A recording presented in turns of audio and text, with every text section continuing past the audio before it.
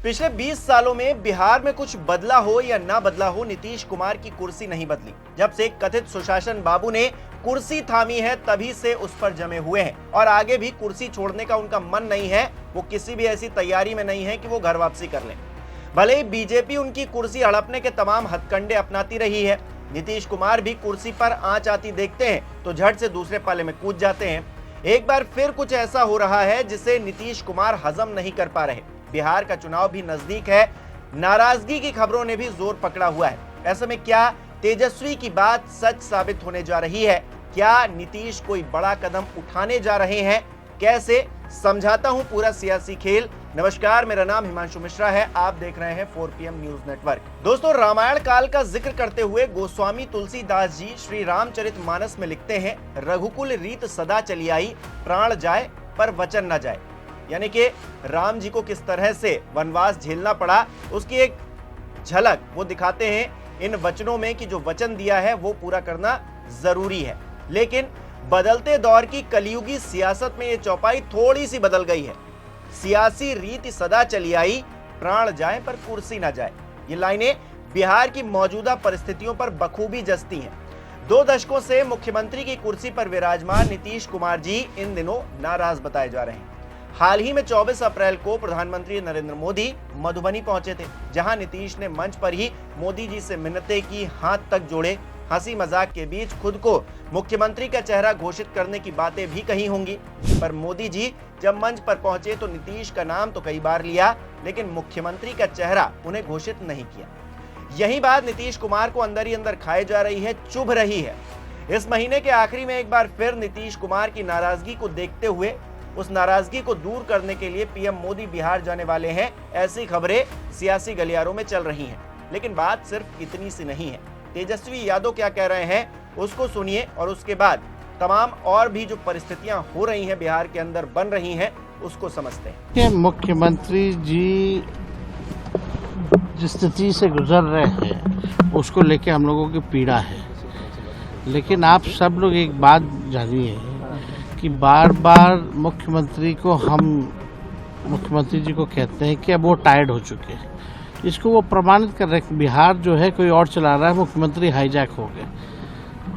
बार बार यही कहते हैं कि हमको जो है फलना लेके चले गए। तो जब मुख्यमंत्री खुद ही प्रमाणित कर रहे हैं कि उनकी नहीं चलती है, कोई उनको लेके चला जाता है इधर तो उधर चले जाते हैं, कोई उधर लेके चला जाता है तो उधर लेके चले जाते हैं। तो खुद को अपने आप को प्रमाणित कर रहे हैं मुख्यमंत्री कि अब वो खुद ही नहीं चल पा रहे हैं अपने मन से, तो वो बिहार कौन चला रहा है?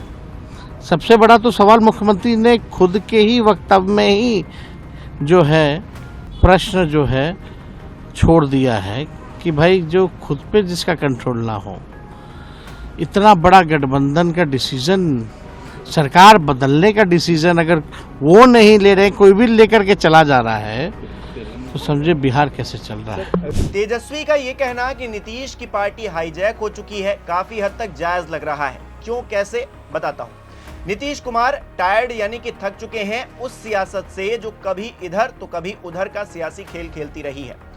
लोकसभा चुनाव से पहले यानी कि जनवरी 2024 के बाद से नीतीश लगातार सार्वजनिक तौर पर ये कहते रहे हैं कि वो अब कहीं नहीं जाएंगे और बीजेपी के साथ गठबंधन को हर हाल में टूटने नहीं देंगे। ये दिखाता है कि नीतीश कुमार खुद के पलटू चरित्र को बीजेपी के लिए भरोसे का साथी वाले फेज में तब्दील करना चाहते हैं। आपको याद होगा कि इससे पहले जब नीतीश कुमार ने बीजेपी का साथ छोड़ा था तो यह आरोप लगाया था कि बीजेपी वाले उनकी पार्टी तोड़ने की कोशिश कर रहे हैं। पर अब जब पार्टी टूट रही है, सच में टूट रही है, उनके तमाम नेताओं ने इस्तीफा दे दिया हाल फिलहाल के फैसलों को देखते हुए। बीजेपी भी उनकी बात सुन नहीं रही, प्रधानमंत्री भी उनके जो नाम का ऐलान है वो कर नहीं रहे। बावजूद इसके कि केंद्र सरकार बनवाने में उनकी बड़ी भूमिका रही है, ये सब देखकर लगता है कि सच में नीतीश कुमार लाचार हो चले। नहीं तो वक्त पर सरकार का समर्थन करके नीतीश क्या सियासी रिस्क लेते, और अगर लेते तो क्या पार्टी टूटती देखकर खामोशी की चादर ओढ़कर बैठे रहते? ललन सिंह और संजय झा क्या पार्टी में अपनी चला पाते जैसे कि अब चला पा रहे हैं? क्या नीतीश कुमार के बेटे को, जो अब तक सियासी गलियारों से कोसों दूर रहे हैं, उन्हें सक्रिय होना पड़ता? क्या नीतीश कुमार, जिन्होंने दशकों से बिहार के सियासी रुख को तय किया है, हवाओं को इधर से उधर किया है, वो बीजेपी नेतृत्व के आगे नतमस्तक हो जाते।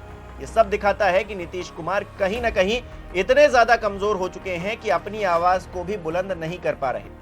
बीजेपी चाहे ना चाहे, लेकिन उनकी पार्टी के अंदर ही ऐसी सियासी खींचतान मच गई है कि नीतीश कुमार उससे भी परेशान बताए जाते हैं। इन सारी परिस्थितियों के बीच में नीतीश कुमार सिर्फ इतना चाहते हैं कि उनके नाम का ऐलान एन केन प्रकारेण हो जाए।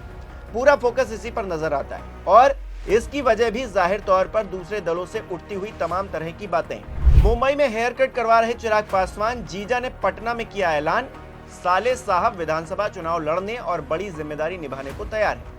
यानी कि चिराग आने वाले वक्त में बिहार में चुनाव लड़ेंगे और चुनाव लड़ेंगे तो जिम्मेदारी भी मिलनी चाहिए। तो नीतीश कुमार की कुर्सी पर उनका दावा ठोकना अब जो है संभव नजर आ रहा है। ये संभावना दिख रही है कि आने वाले वक्त में चिराग पासवान भी ये कह दें कि हम भी मुख्यमंत्री बनना चाहते हैं। पिछले कुछ वक्त में नीतीश और चिराग के रिश्ते कैसे रहे हैं ये हम सब जानते हैं, पूरा बिहार जानता है, पूरा देश जानता है। ऐसे में गठबंधन के साथी भी आंखें गड़ाए हुए बैठे हैं। नीतीश कुमार को ये अच्छे से पता है। जितिन राम मांझी तो प्रेशर पॉलिटिक्स खेल रहे हैं इन दिनों, कह रहे हैं कि क्यों ढह जाते हैं पुल, हम जो कहते हैं वो नहीं होता, जो होना चाहिए वो सरकार नहीं कर रही है। मांझी को भी ये पता है कि नीतीश कुमार इस वक्त किस दौर से गुजर रहे हैं, इसीलिए उनका भी मानना है कि वो सीएम फेज का ऐलान तब देखना चाहते हैं जब चुनावी नतीजे सामने आ जाए। इसके अलावा बिहार बीजेपी के अध्यक्ष हैं दिलीप जायसवाल, वो कहते हैं कि राज्य में मुख्यमंत्री का चेहरा कौन होगा ये बीजेपी संसदीय बोर्ड तय करेगा। अमित शाह भी कुछ ऐसा ही बयान दे चुके हैं। दूसरा मसला सीटों को लेकर भी उठ रहा है, जहां नीतीश सूबे की 243 में से करीब 120 या उससे भी ज्यादा सीटों पर चुनाव लड़ने की फिराक में है, तो दूसरी तरफ कहा यह जा रहा है कि बीजेपी जेडीयू को 50 के आसपास सीटें देने पर विचार कर रही है।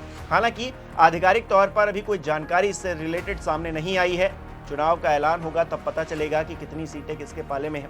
फौरी तौर पर नीतीश कुमार की नाराजगी है जो कि चर्चा का विषय बनी हुई है। उनकी ये डिमांड कि जल्द से जल्द मुख्यमंत्री के लिए उनके नाम का ऐलान कर दिया जाए। बीजेपी उसे पूरा नहीं कर रही है, उनकी डिमांड को नहीं मान रही है, उनकी मांग को कहीं ना कहीं नजरअंदाज प्रधानमंत्री नरेंद्र मोदी ही कर रहे हैं, ऐसा दिख रहा है। पीएम मोदी एक बार फिर से बिहार जाने वाले हैं। क्या नीतीश की नाराजगी वो दूर कर पाएंगे या नीतीश मजबूरन कोई ऐसा फैसला कर लेंगे जिससे चुनावी तौर पर बड़ा घमासान मचेगा, ये आने वाले वक्त में पता चलेगा।